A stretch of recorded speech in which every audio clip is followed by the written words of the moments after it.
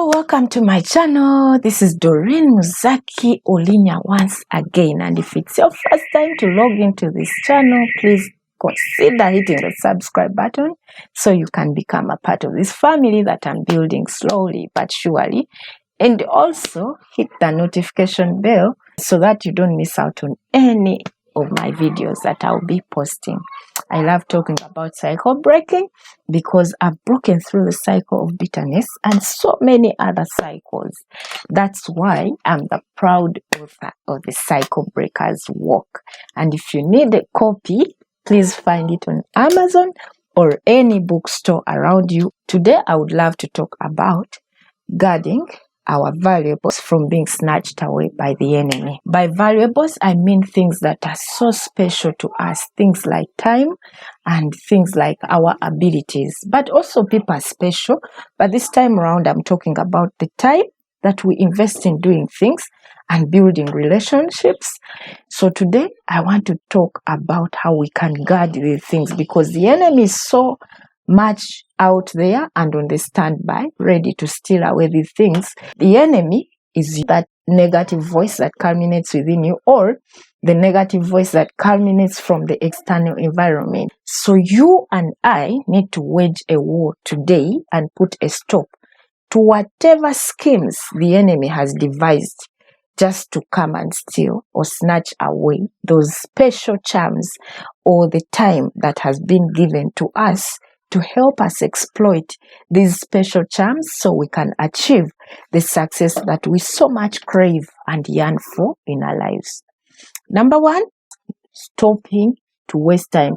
You and I should stop wasting our time on and for other things that do not add value to us.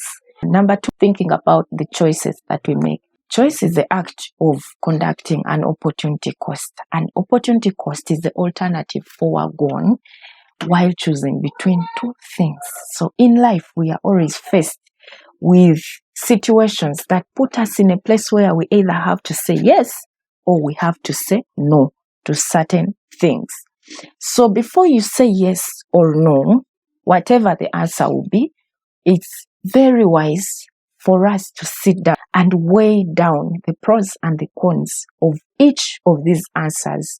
So the choices we make can either make us or break us. They can help us attain the success that we need in life or fail to attain that success. So it's very important for us to think through those choices that we are going to make before we make them, because they are so key. They are so key in determining how much we succeed or how much we fail. Number three, we should stop wasting time pleasing people, because people will never be satisfied. Guess what? Every time you waste time pleasing others, you always reach an extent of thinking that your fulfillment comes from making others happy. But the actual truth is we are created differently with different personalities, and we will never be satisfied. Man by nature will never be satisfied. People out there will never appreciate that effort. It's only the fulfillment that you need comes from within you.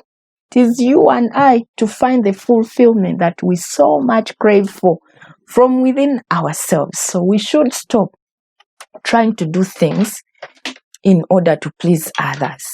Number four, someone said that pure madness is doing the same thing over and over again while expecting different results. So if I did something, let's say for instance, I'm scrubbing a saucepan. I'm a kitchen woman. That's my other hobby. I love sitting in the kitchen.